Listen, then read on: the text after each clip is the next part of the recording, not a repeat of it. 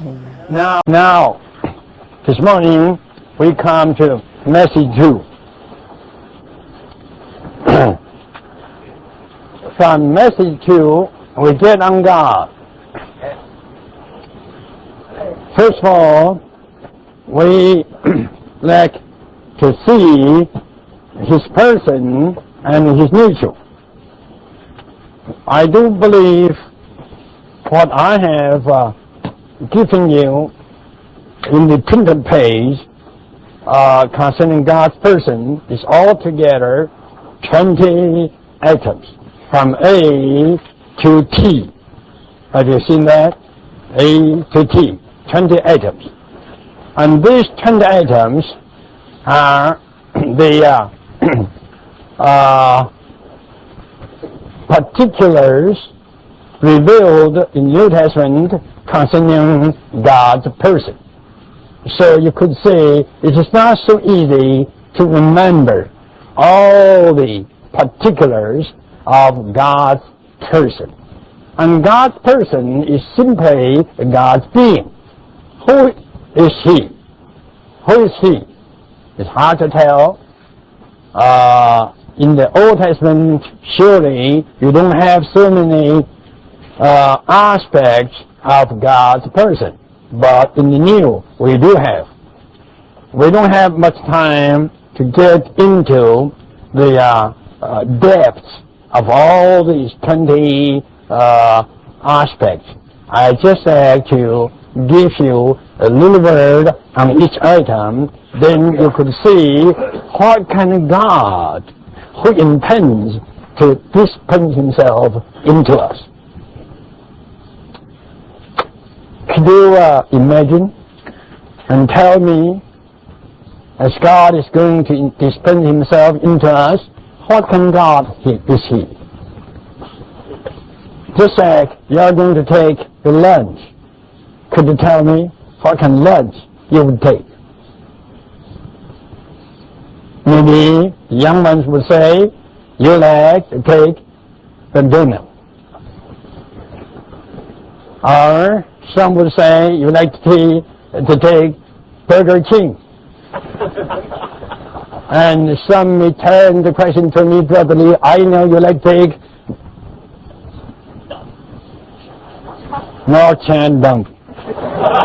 Well, that's not quite true. But anyhow, what can God you are to be dispensed with? Do you know?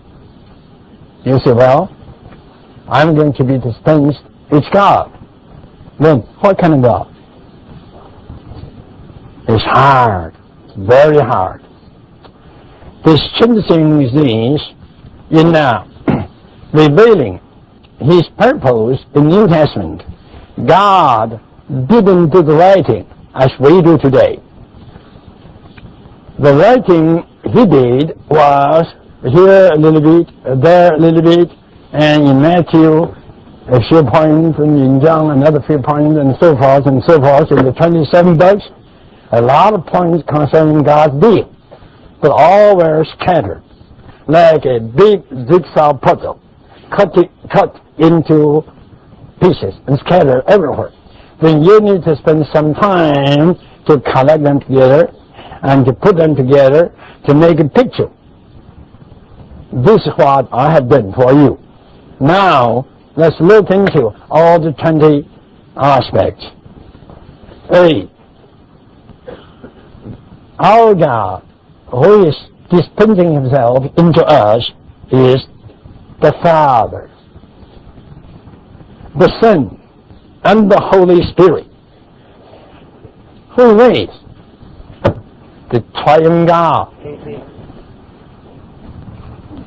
Are they three gods? Or are the Father, Son, and Holy Spirit are just one God? Yeah, one God, yet triune. I give you the references, Matthew 28, 19, right? Baptizing them into the name of the Father, the Son, and the Holy Spirit. I also give you the reference of 2 Corinthians 13:14, the grace of Christ, the love of God, and the fellowship of the Holy Spirit be with you all. There you could see the triune God, Christ, God, and the Holy Spirit. Then in Revelation 1, verses 4 and 5, which says, Him who was, who is, and who is to come. Right? And then the seven spirits before the throne of God, and then the very one who is the ruler of the kings, and so forth. There you could also see the triune God. We don't have the time to explain this. I just like to impress you. The New Testament reveals to us God is triune. Our God is triune. If you would spend much time to get into all my writings, of course, I'm not boasting, I'd like to tell you, in the past 22 years, not to say in the Chinese, just in the English language, I have printed quite close to 15 to 16, close to 20,000 pages in English, from 15,000 to 20,000 pages. If you like to know what I believe in the triune God, you have to read all those pages.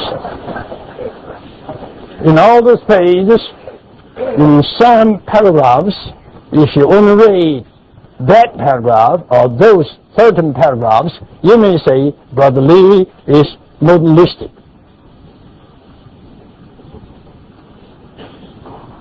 Yes, in those paragraphs,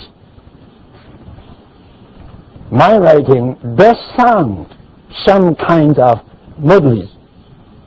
But don't forget, those were a small part of my writings. If you read other paragraphs on other pages of my writings, if you only read these other pages, you would say, Witness Lee seems to be tritheistic. He is a kind of a tritheist, believing in tritheism, believing in three gods.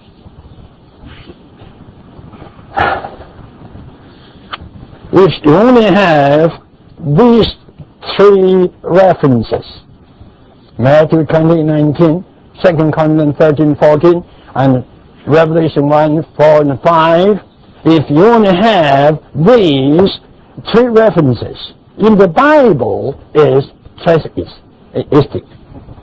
In the Bible teaches tritheism.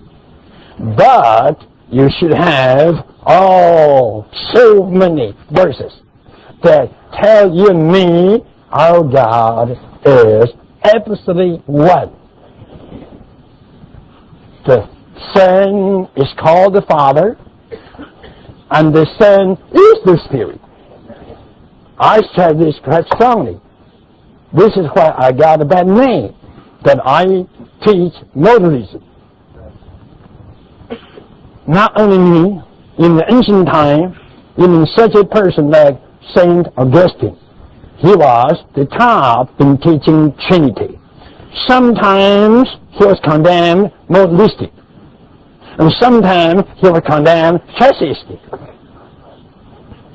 Sometimes his writing was on the one side, one God. The Father, Son, and Spirit, all are one God, not two separate gods. This is modalistic. Am I right?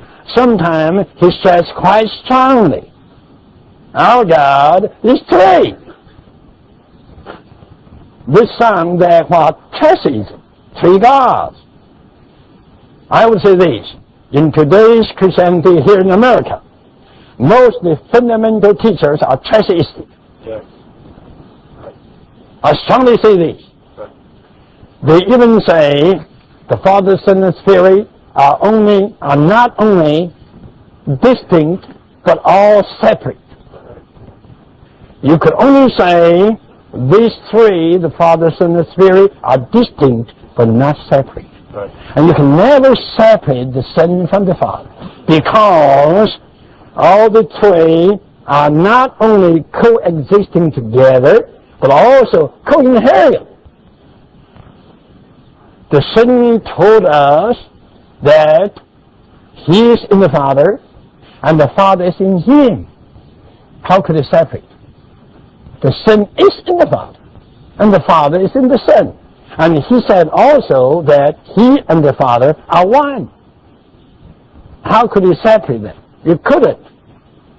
If you separate them, just as you cut the head from the body.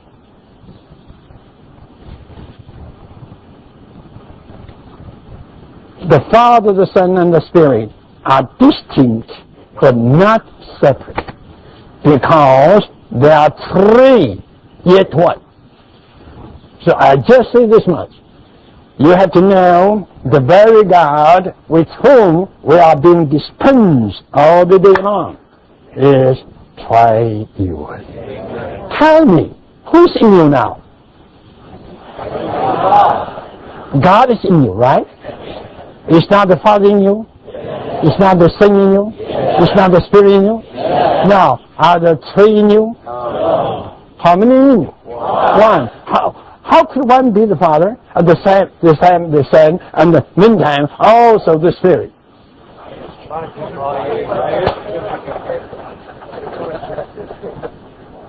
It's hard to say. It's hard to say. Don't go too far to ask me, then probably you explain to me. I can't. Martin Luther says, if he could, he might be God. If anyone could explain this clearly, thoroughly, that must be God. I am not God, so I cannot explain to you clearly. I can only tell you the facts. Number one, He is one, yet three. And totally, He is triune. This is our God, who is dispensing Himself into us, not only dispensing the Father, but also the Son, and also the Spirit. At the same time, all the three being dispensed into our being. Be the God and Father of our Lord Jesus. I couldn't explain. Our God is the God and Father of not only Jesus, but of our Lord Jesus. This is quite meaningful. Now, it's worthwhile to ask, who is our Lord Jesus? Tell me, who is? Who is He? And these pages after pages tell us. Okay, our Lord, let me share with you. Of course, I don't have that much time. The Lord here means that our Jesus is the Lord of the heavens and of the earth. Just God Himself, not a man. Do you mean this way? No. Then what do you mean? I tell you, the New Testament first tells us Jesus Christ was the Lord of the heavens and the earth, who created the universe. He was such a Lord. But He became a man. And this man, in His humanity, was not the Lord. Could you follow me? Until the day He was crucified and resurrected, then He ascended to the heavens, according to Acts chapter 2, verse 34, I believe, or 36. In His ascension, this man Jesus was made Lord. As God, the Creator, He was Lord already. But as a man, He was not the Lord until He got into His ascension. In His ascension, He was inaugurated into His Lordship. Amen. in ascension has been made by God the Lord. So now, don't forget, John and Ephesians and Revelation all were written after his ascension. You see, when the New Testament says, our Lord Jesus, means not only the Creator, but also a man, ascended and inaugurated and made by God the Lord. So you could see here, our Lord Jesus Christ does indicate the God-man, indicating that this Lord, this Jesus, is not only God, but also a man. It's not only the Creator, but also the creature.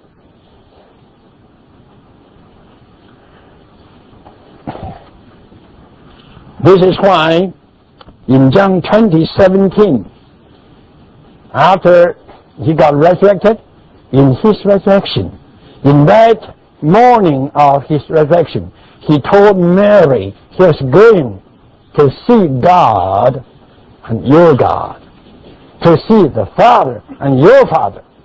You see, on the day of resurrection, in his resurrection, he was going to see God and his Father. Now, his God becomes our God, and his Father becomes our Father.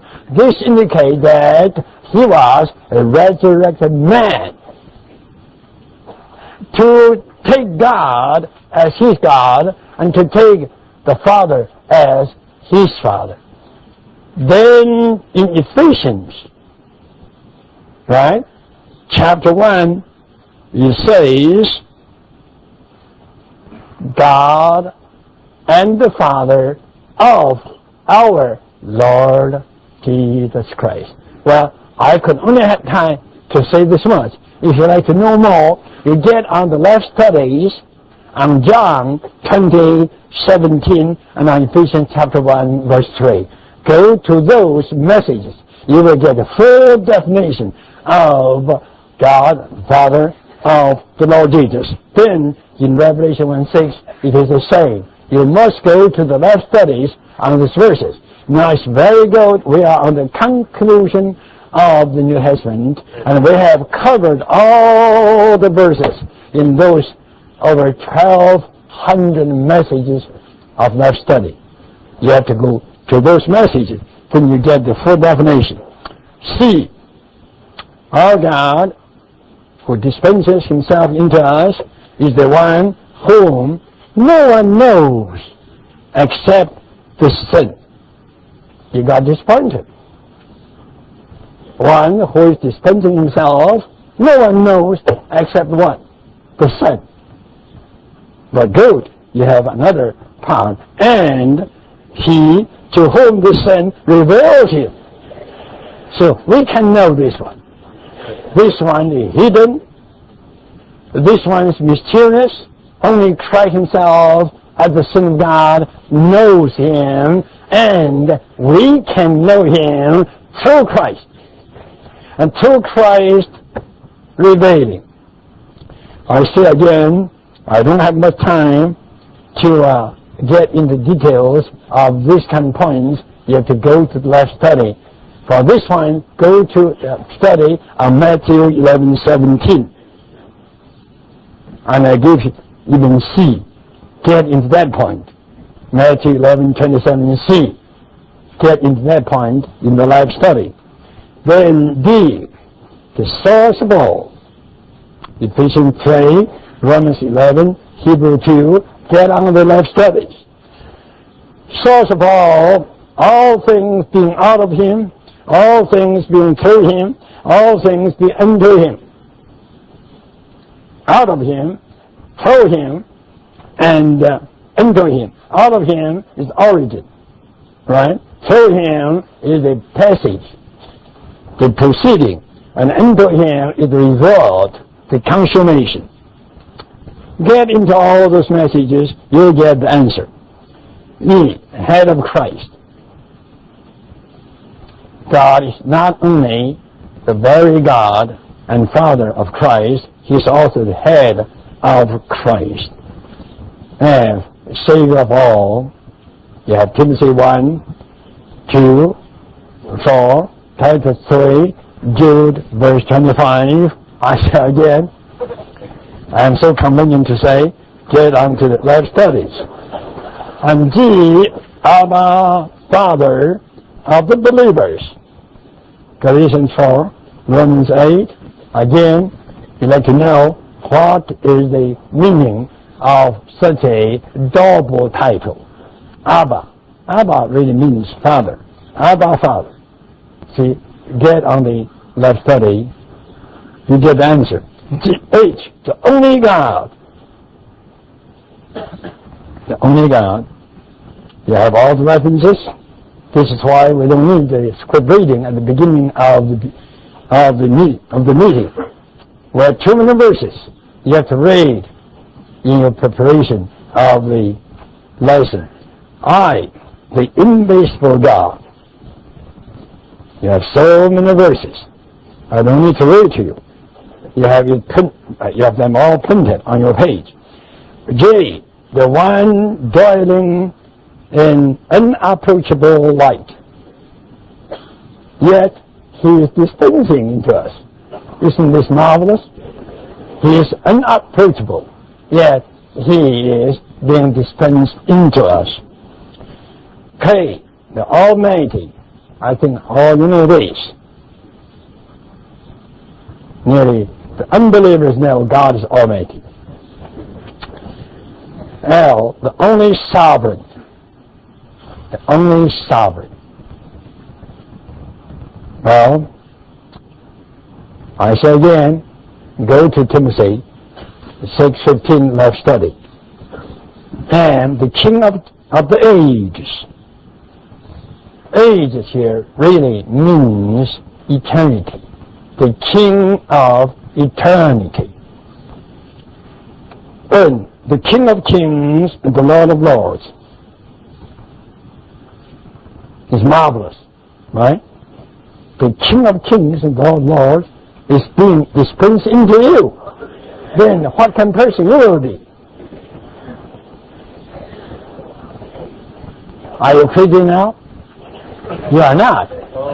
You didn't have the sense that the one who is dispensing himself into you is the King of kings and the Lord of lords. Oh, the incorruptible. P, the eternal God. Q, the one who is, who was, and who is coming. R, the Alpha and the Omega. These are the 2 letters of the Greek language. The first one is Omega, the last one is the first one Alpha, the last one Omega. And this indicates what? Listen, this indicates God Himself is all the alphabet in writing the story of the entire universe. And He has to be such a set of alphabets to write your life. He has to be the Alpha and Omega and all the other letters to write your entire life. Can you understand me? It's quite meaningful. And this is revealed in Revelation 1:8, at the end of the Bible, showing that God has to be the writing letters of the story of the universe and of the history of your personal life. As the Lord, T, the architect and the maker of the New Jerusalem.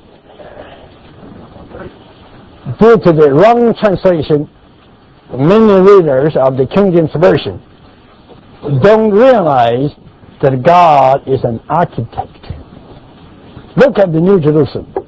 Who can design a city like that?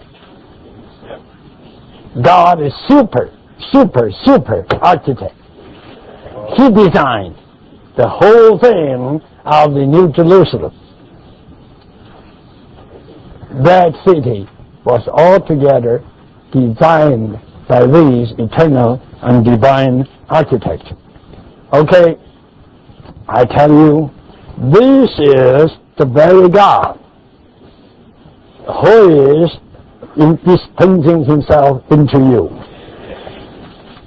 Think about it. I did what I could to collect all these items and put them together and put to you in printing. I believe I have exhausted the New Testament in this matter. I wouldn't say that you can never find another item, but I would say it'd be difficult for you to discover another item. Try to do it. If you could make one item extra, please cable me or telephone me. Let me know. I'd like to pick it up in the second edition. But you need to spend time, valuable time, to get on to these 20 items. I don't think you can make it today or tomorrow. This needs a whole life to do it. And the best way to do it is to use life studies, all these references verses. Now, his nature. Have you ever thought about it? Just yesterday, I read a letter written by a dean of certain Bible college on the East Coast. A dean wrote a letter to his sister in Texas saying Winnesley teaches heresy because he teaches that we believers have God's nature. What a blindness. Probably in his Bible doesn't have Peter chapter 1 verse 4 that we are partakers of the divine nature.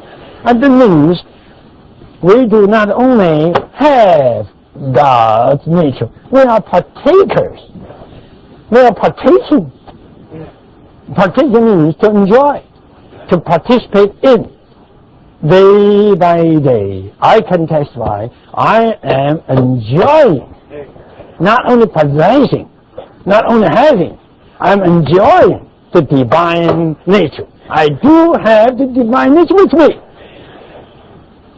And I can testify so many sufferings I cannot bear just by myself. And so many hardships I cannot go through just by myself. And so much work, and such a great work, I can never do it by myself. I do it by the divine nature. Okay, close your eyes. Don't look at it. Close. Let me tell you, please tell me, what is God's nature? What is divine nature? Don't look at it. Tell me, what is the divine nature? Okay. Here is a stand, right? This stand. Tell me, what is the nature of this stand? You all would say, oh. Okay, then what is God's nature? The Spirit?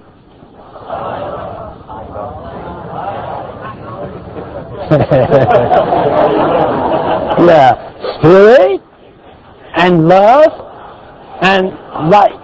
Do you know, you go to the Bible, you couldn't find out a verse that tells God is holiness. God is holy, not holiness. Right. An adjective, not a noun. God is mighty. It doesn't mean God is might. I tell you in the Bible it has only 3 items of what God is. God is a spirit, God is love, then what? God is light. Right? Now, what is God's nature? God's nature is spirit, love, and light. Now, this God is dispensing himself into us. Surely, what he dispenses into us is what he is in nature. Right? Suppose you are taking food. Suppose you are taking chicken. You are taking American beef. Right? Beef has a nature.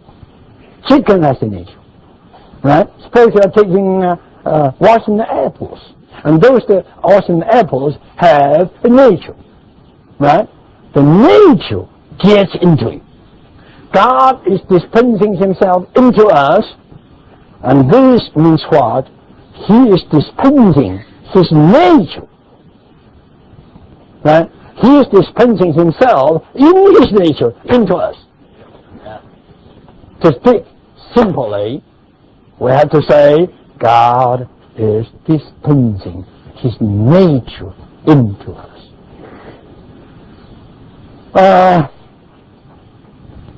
Today, in modernism, all the ladies have a burden to feed their husbands with vitamin pills.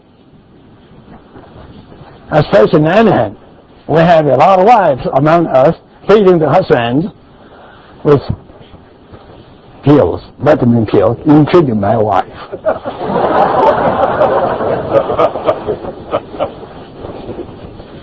Three times a day I have to observe this ordinance.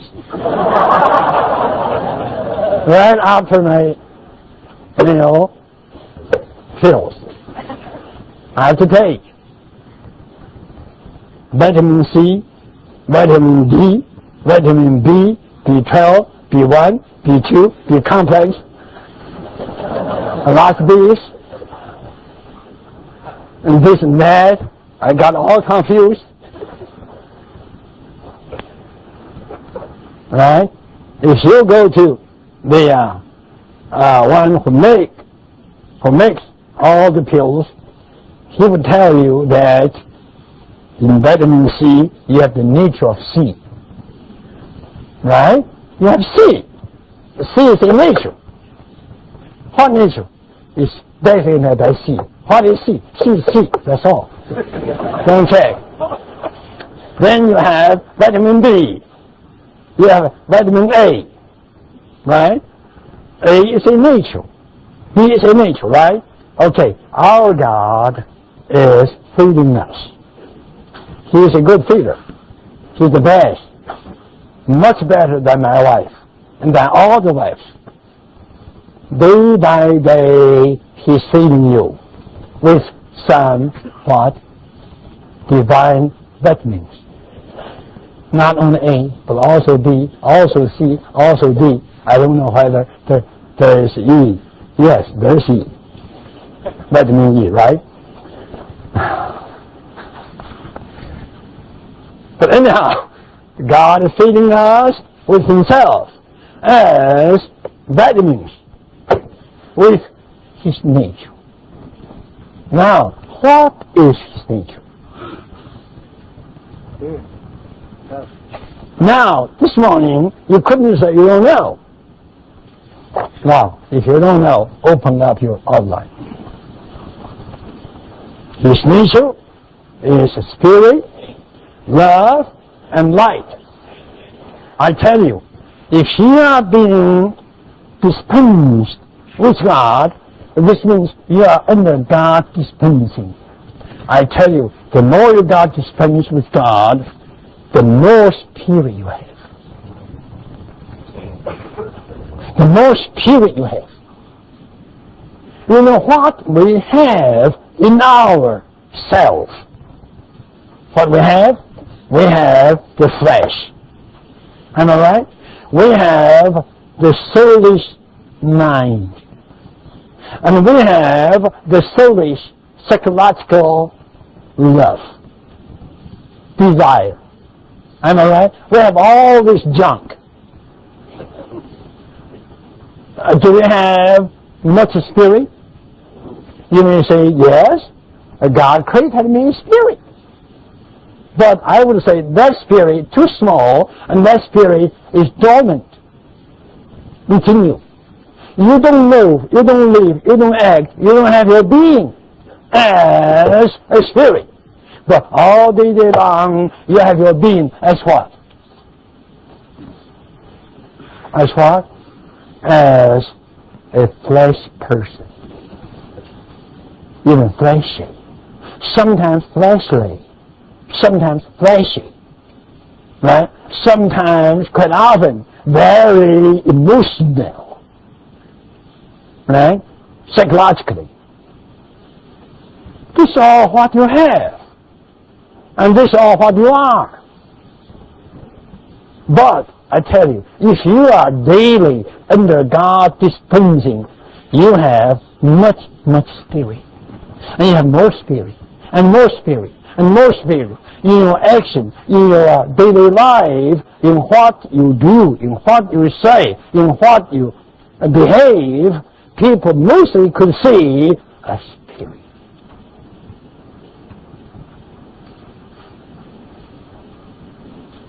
Sister, I say this to the married sisters. Could you bear the long face of your husband? When your husband comes back home from the work and gets into the front door opened by you, the long face you see, could you bear it? How would you react? With a longer face.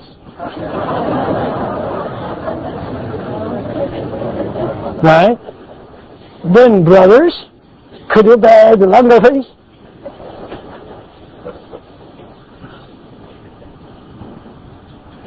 Say, could you?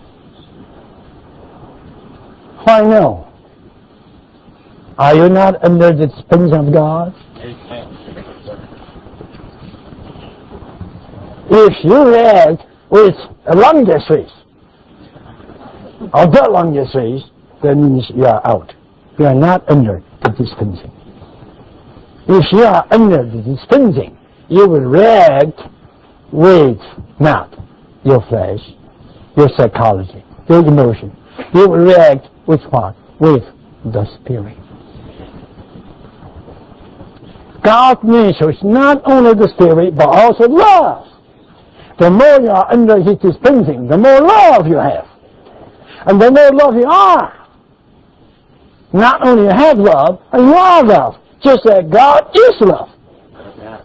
It doesn't mean God only has love. Or what else? But it says God is love. God is love.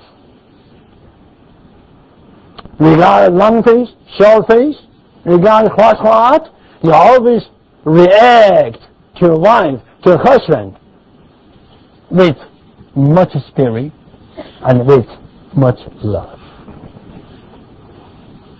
This is not a kind of action. Every action is just a performance, and that is false. Do you know in dating, the love is so warm, but the love is so hypocritical. It's kind of hypocrisy. I advise you girls, never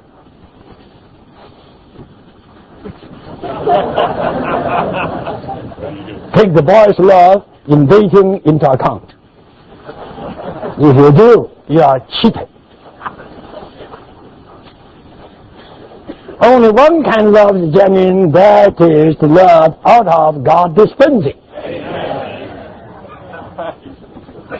When one is under God dispensing, he reacts, or she reacts, with the genuine love, which is God Himself.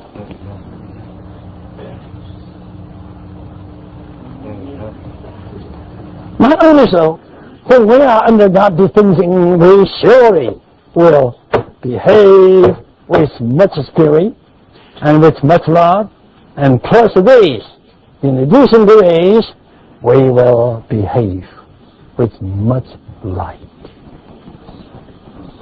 I tell you, believe my word, in dating, most of the love is in darkness.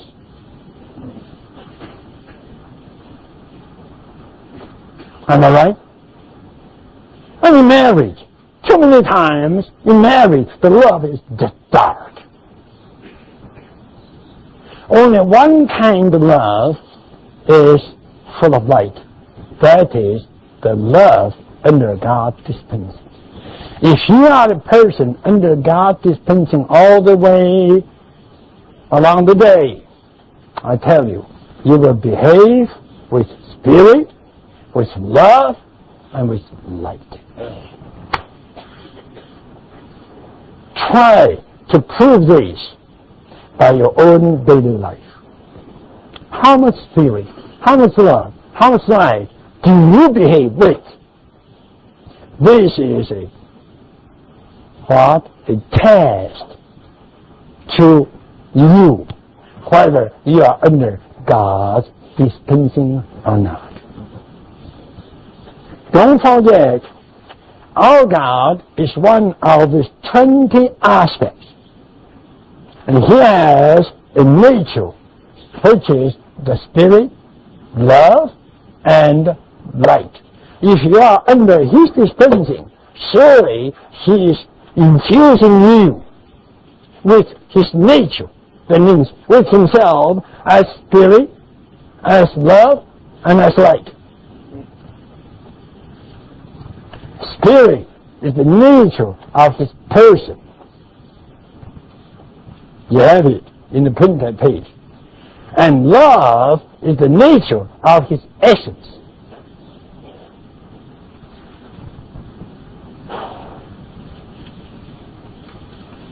The essence is inside, right? And light is the nature of His expression, and this is outside. Here is a brother who is absolutely under God's dispensing all the day long. When you meet him, I tell you, you may have the sense that he is having his life, he's behaving with much spirit. You couldn't see any sign of the flesh, of the soul, of psychology, of emotion, and so forth. You could see in him the strongest sign is the spirit. Not only so, you could see also another sign, that is the sign of love. Last of all, when you are with him, you just have to sense you are under a kind of enlightenment. He's the light. He's the light. Why he is the spirit? Why he is love? Why he is light? Just because he is under the very God's dispensing, who is spirit, love, and light. Dear saints, could you see? This is absolutely different from the ethical, moral teachings in today's Christianity. This is not just a kind of ethical teaching, what the Bible in the New Testament reveals to us, is the dispensing of a God who is in 20 items as a being. And his nature is spirit, love, and light. And you are one with him, and you are now daily under his dispensing. So you are a person spontaneously, automatically living a life that is full of spirit, love, and light. Think about it. First of all, you have to get into all the 20 items of what he is. Get into that. Then you have to know this God, though he is so many items, yet he is very simple. The Spirit, love, and light. And you are now under His dispensing. When you react what? You react in a way to show people that you have much Spirit, and you have much love, and you have much light, and you are in the Spirit, and love, and light. I believe you could follow me. Right? I tell you, this is one aspect of the conclusion of the New Testament.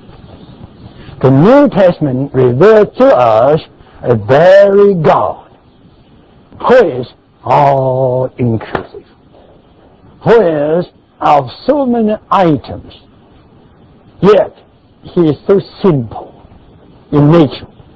His Spirit, in His person, His love in His essence, and His light in His expression. If we are under His dispensing, surely we are participating in His nature of the Spirit, in His nature of love, His nature of light. Then we will be person, just like Spirit, love, and light. We don't need to perform anything. You see, we just live such a life in such a nature, which is the divine nature. It's marvelous.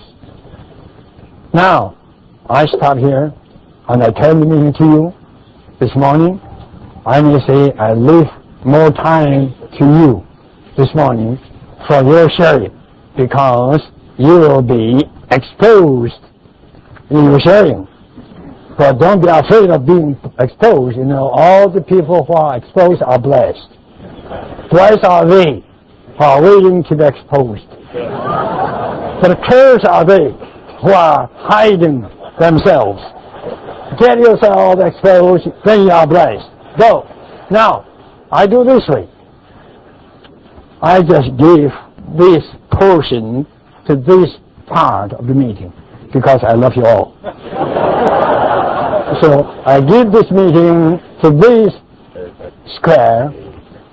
Temporarily, you all don't have any privilege to enjoy this message. Only these dear ones whom I love. Okay, go.